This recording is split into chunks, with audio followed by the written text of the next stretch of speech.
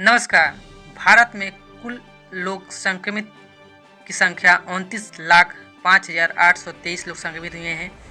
उन्हें ठीक होने की संख्या 21,58,946 लोग ठीक हुए हैं। मरने वाली की संख्या 54,850 लोग की मृत्यु हुई हैं। उनमें से टॉप महाराष्ट्र है, दूसरा स्थान पर तमिलनाडु है, तीसरा पर आंध्र प्रदेश है। पिछले कुछ समय बाजार में बड़ी परिवर्तन देखने को मिला है। आर्थिक मंदी के बीच सोने के दाम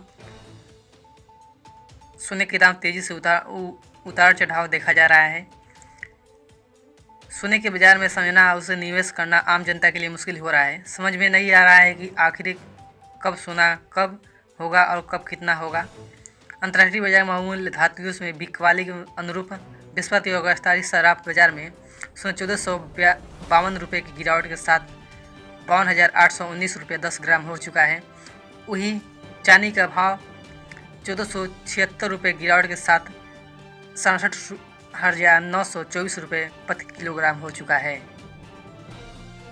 देश में विभिन्न भागों में हुई बारिश बाढ़ के हालात में चलते हरी सब्जियां की आवश्यकता हो गई है।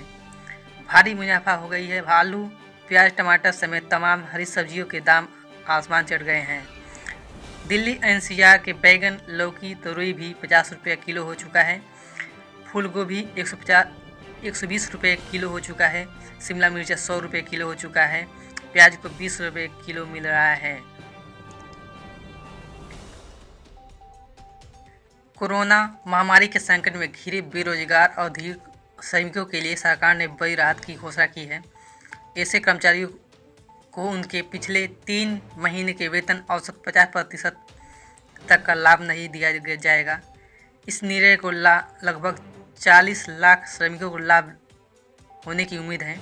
सरकार ने नियमों को सरल बनाया है और निर्णय लिया है कि कोरोना महामारी की अवधि में नौकरियों को खोने वाले औद्योगिक श्रमिकों को उनके 3 महीने के वेतन का 50% बिना किसी लाभ के दिया जाना चाहिए। यह लाभ उन श्रमिकों को दिया जाएगा जिनका काम इस साल 24 मार्च से 31 दिसंबर के बीच हुआ था।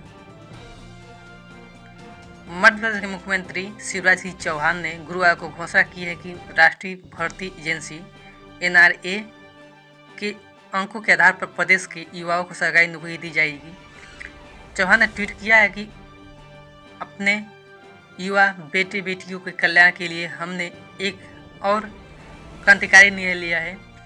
प्रदेश की शासकीय नौकरियों के लिए युवाओं को अलग से कोई परीक्षा देने की आवश्यकता नहीं होगी। NRA द्वारा आयोजित परीक्षा में प्राप्त अंकों के आधार पर ही उन्हें प्रदेश की शासकीय नौकरियां मिलेगी। बिहार में पूर्व मुख्यमंत्री जीतनराम मांझी ने बिहार विधानसभा चुनाव से पहले गठबंधन को बड़ा झटका देते हुए नाता तोड़ दिया है। पूर्व मुख्यमंत्री मांझी का महागठबंधन से मोह भंग हो चुका है। वे सब जानते हैं कि वो मुख्यमंत्री नीतीश कुमार के साथ वापस जा रहे हैं। इस दिशा में वे कदम उठाते हुए हिंदुस्तानी आवाम मोर्चा के अध्यक्ष जीतनराम मांझी ने बृहस्पतिवार को विविधता रूप से महागठबंधन से नाता तोड़ दिया है। झारखंड में शाहीगंज इलाके में शुक्रवार को दोपहर भूकंप का झटका महसूस किया गया। रिक्टर स्केल पर भूकंप की तीव्रता 4.3 रही। बताया जा रहा है कि दोपहर 12:07 पर भूकंप का झटका महसूस किया गया। फिलहाल जान माल के नुकसान की खबर नहीं है। सुप्रीम कोर्ट ने गुरुवार को अवमानना मामले में दोषी ठहराए गए वरिष्ठ वकील प्रशांत भूषण को अपने बयान पर फिर से विचार करने के लिए 2 दिन का मोहलत दी है। Justice Arun Mishra, justice BR Gavai और जस्टिस कृष्ण मुरारी की पीठ ने कहा है कि किसी के द्वारा 100 अच्छे काम किए जाने पर इसका मतलब ये नहीं है 10 अपराध करने का लाइसेंस मिल गया है।